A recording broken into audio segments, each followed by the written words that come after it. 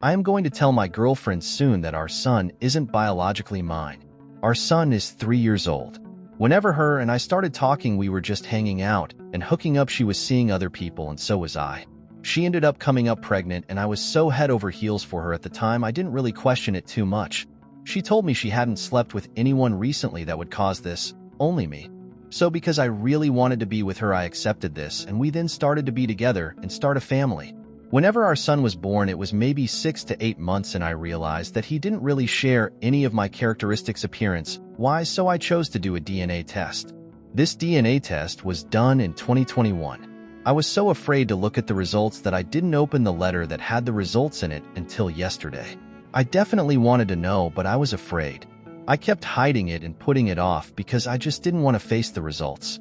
Her and I haven't been in the best of relationship together for the past few years because deep down I just knew he wasn't biologically mine, and so I wasn't necessarily the best boyfriend to her that I could be.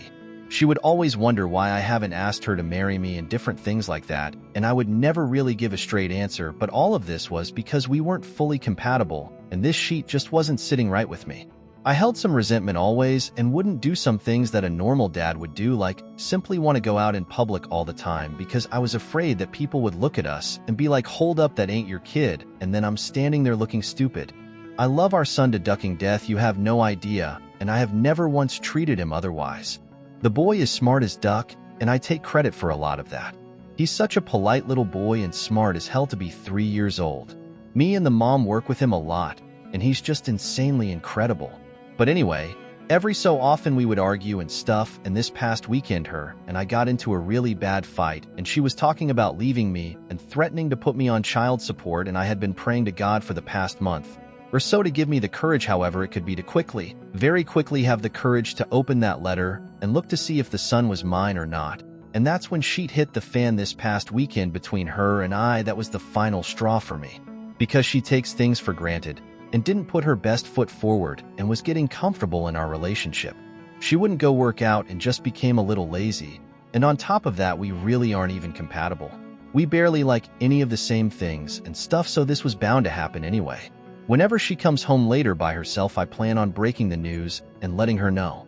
It's devastating to me. On one hand, I really wanted a biological son that was mine, and now I'll never have one. Of course, I'll still treat him like he's my own, but biologically it sucks because he isn't. Since we all live together, I do plan on obviously letting her stay in my house for a while, and don't want to rush her or my son out the door. But we need to talk later, and she needs to find out who the biological dad is, because eventually she will have to move out on her own, and he will need to provide child support along with some of my help as well to make sure she can live comfortable with him on her own. This is the hardest thing I've ever had to do in my life, so before I tell her, I just figured some of you can give some insight and thoughts on things. Thanks for listening to me. Obviously, this isn't every fine detail about the past 4 years. It would take me forever to type that out, but I wanted to get this out and see if anyone had any input, because I'm going to be telling her in about an hour. Comments. One Redditor wrote, "You'd better check the laws where you are. If you're on the birth certificate and have been supporting them, you are the legal father.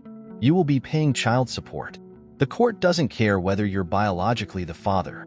Another Redditor replied, "This happened to my friend. 2/3 of his kids aren't his biologically, but he signed the birth certificate and was in their lives for years. He's paying child support for them now. He wants to still be in their lives since he is the dad who raised them, but it still is really unfair." Another Redditor wrote, "This was the warning they gave my son's bio dad when he signed the birth certificate. In the state of Texas, don't put your name on it if you don't want to be responsible for the rest of your life. He signed and 2 years later asked for a DNA test. My son was his. He just was sure I had cheated because I left him for being an awful human being. Needless to say, he's not around and hasn't been since he asked for the DNA test. I let him get out of child support so I didn't have to ever see him again." One guy wrote, "So, let me get this straight. You want to keep the kid as your son, but you don't want child support. So you intend to force his bio father to pay child support. Might I ask why exactly your girlfriend would keep you around? After that, if you aren't claiming responsibility for the kid, you can't both have your cake and eat it too. Either you pay child support and stay in the kid's life, or your girlfriend may very well boot you out should your plan work, since you refuse to claim the responsibilities of a father." Opie replies, "May very well. You don't know her or our situation. You're literally guessing. If I wasn't so sure, I wouldn't be saying it over and over and over. I'm confident she won't keep me from him. I'm the best thing he's got. Read some of my other comments. Another one wrote, I have some questions for you before I can give you any legal advice. Is your name already on the birth certificate? If so, when did you sign the affidavit of paternity to have your name put on the birth certificate? Was it at this child's birth? What state do you live in? If a couple is married at the time that a child is born, even if they only met the day before, the husband is considered to be the legal father of that child. If he is not the biological father of the child, at the child's birth, he can dispute paternity at that time. If the couple is not married at the time that the child is born, the putative father has to sign an affidavit of paternity stating that he is the father, and that's when his name can legally be added to the birth certificate. There's no DNA test required at that time, as the male is stating that he's the father when he signs that paper. Of course, the man can refuse to sign the affidavit of paternity, and he could say that he will not put his name on the birth certificate until he's had the DNA test. If a man does not request a paternity test, but signs the affidavit of paternity anyway, he's stating that he is the father. He's taking on the responsibility of fatherhood. In most states, there is a period of time after you sign the affidavit of paternity where you can revoke that acknowledgement of fatherhood. In most states, that period of time is only a few months. If you sign that affidavit of paternity at the child's birth, you're the legal father. Even if you're not the biological father, you're past the window when you could have revoked your signature on the affidavit of paternity. If you go to court for child support, the court is not going to make that child fatherless by removing your name from the birth certificate unless that other man comes forward and agrees to be the legal father. If she takes you to court for child support, the court is going to make you pay child support. You've already been in that child's life for 3 years as the father. She may know who the biological father of the child is, or she may not know. He may not want to become the legal father of this child, and may not want to pay child support. That child has a legal father if you're on the birth certificate, and that's you. You're being very naive if you think you're going to stay in that child's life, not pay child support, and that you're going to get your name removed from that birth certificate just by waiving your DNA test. Story 2.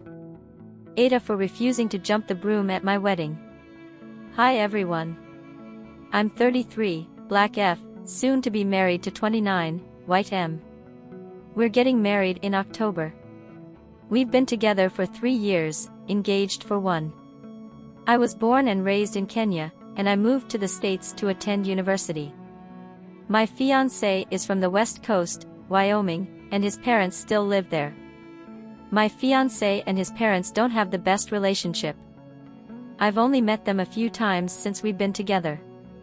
His mother always asks to come visit, but my fiancé finds excuses to stop her from coming.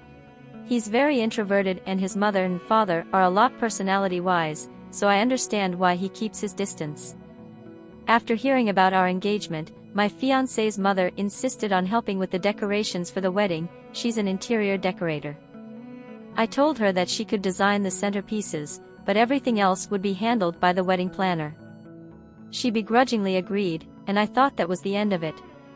She flew in a few weeks after that to discuss wedding plans. She showed me a few of her centerpiece designs, and then showed me the real reason why she came. The brooms. At first I didn't understand why she was showing me a bunch of elaborate brooms. She had a whole file showcasing about 50 types of brooms. I kept thinking that the venue we had chosen didn't need different fancy brooms everywhere because it's a modern venue. The brooms really wouldn't fit into the theme that we were going for. I guess she saw the confusion on my face because she asked if I already had a broom in mind because she was really hoping we could pick one out together. I told her that the cleaning staff at the venue would do an excellent job beforehand, so bringing a broom would not be necessary. She laughed and said, "I'm talking about picking out a broom to jump over during the ceremony. I'm not normally this dense. I know the history of jumping the broom in African American history, but I'm from Kenya. We don't jump the broom in Kenya, and I would feel uncomfortable jumping the broom because it's not a part of my culture and my fiancé is very white. I just didn't think that my white mother-in-law would be so insistent on us jumping the broom." She was downright beaming when she showed me more broom photos. I told her that I was uncomfortable with jumping the broom and gave her my reasons. My fiancé stepped in and said that he was uncomfortable as well. His mother was pissed. She said the whole reason she came here was to pick out brooms, and now our wedding won't have any culture. I told her that we could incorporate some of my tribe's traditions if she wanted to add some culture into my wedding. I mentioned the Kenyan choir that was going to be singing at our wedding, not to mention the very traditional food that would be served, but she wouldn't budge on that broom, and how without it, we were turning our backs on my culture. I finally snapped and told her that we could always go the dowry route. Her side of the family could scrounge together a few goats and some cows, and we'd call it even. She turned red and stomped off. She left after a day of the silent treatment. I thought she would cool down a bit, and we could be cordial. My fiancé told me that would never happen. He was right. A few weeks ago, my fiancé's mother made a post on Facebook. She decided to make her own custom broom herself, and made a post on Facebook condemning me and my refusal to jump the broom. She went on and on about how I was turning away from my roots, and how she slaved over for weeks on a broom that will never be jumped over. I've received countless messages from her friends and family calling me an a-hole. My fiancé's dad has called my fiancé and I ungrateful. My fiancé is livid and wants to boot her out of the wedding and cut contact, but now most of his side is refusing to come to the wedding to show solidarity with his mother. So, Aiche. Notable comments. One Redditor wrote, "Okay, she complained she slaved over making the broom. She is embarrassing herself. She doesn't understand the difference between African American and African." You can make a response that jumping the broom is an American tradition rooted in our nation's history. It is very sad how she thought she was being so progressive that she knew about jumping the broom to now lecturing to you about being a POC. OP replies, "You're absolutely right. I've decided to sit down in a few hours and just bear it all out there in a Facebook post. I'm ready to just go full scorched earth at the moment. I'll even be petty and include the fact that she has wished me a happy Kwanzaa for the last 2 years, even though I've told her numerous times that my family celebrates Christmas. The weird thing is that she has never asked me anything about my culture. I've offered to show/tell her a few things about it, but I think once my fiancé told his mother that I was black and from Kenya, she heard African American and just said duck it to the Kenyan part. I love him. I just didn't want to be the one that finally caused him to cut ties with his family, especially right before our wedding. It's why I've been in the mode of keeping the peace instead of a more confrontational mode.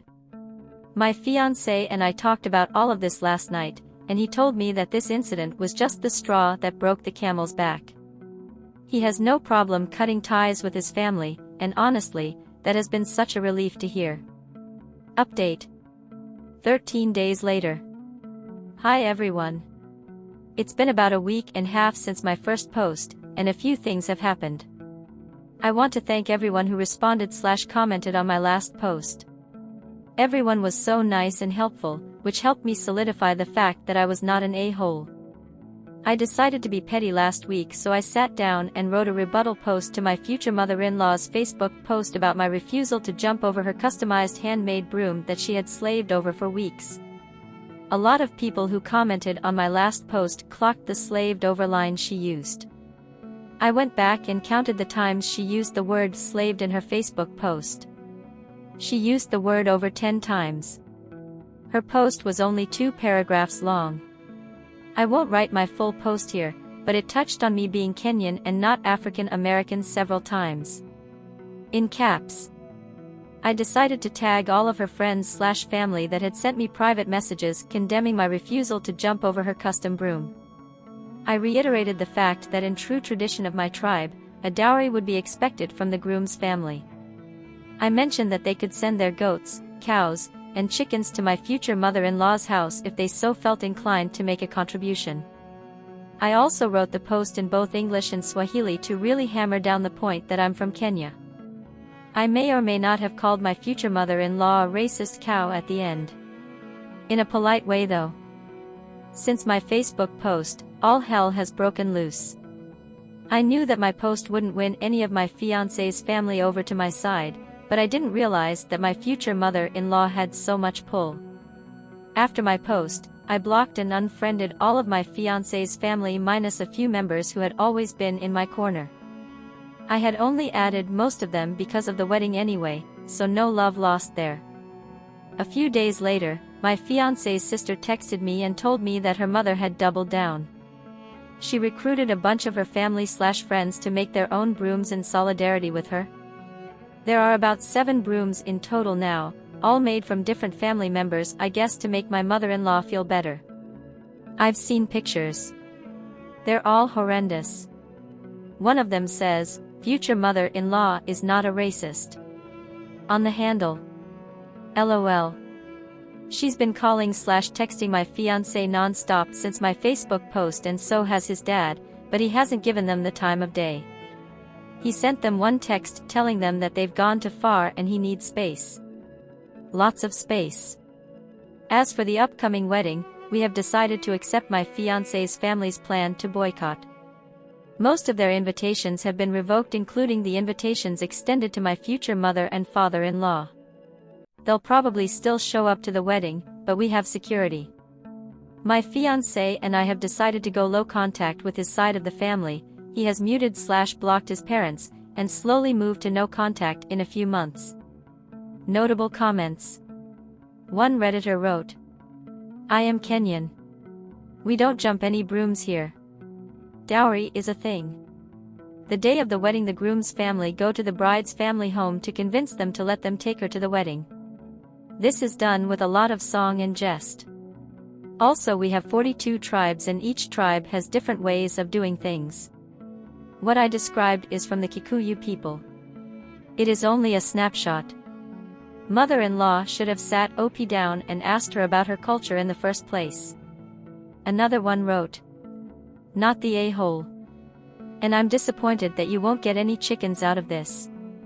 Another Redditor wrote, "My brother-in-law gave my father 3 pigs, they were plastic, when he asked our father's permission to marry my sister. The pigs had pride of place on the wedding cake. My brother-in-law is mixed-race Malay, Chinese and British." Note, many people shared their country's wedding traditions in the original comments. Well, this is the end of these interesting stories. If you guys have any thoughts or suggestions or an interesting story of your own, do share that in the comments section below. If you enjoyed the story, do like this video and subscribe to our channel. You guys can also support us by checking out the links in the video description and the channel's About section. You can watch these videos in the meantime. Hope you guys have a good day. Goodbye.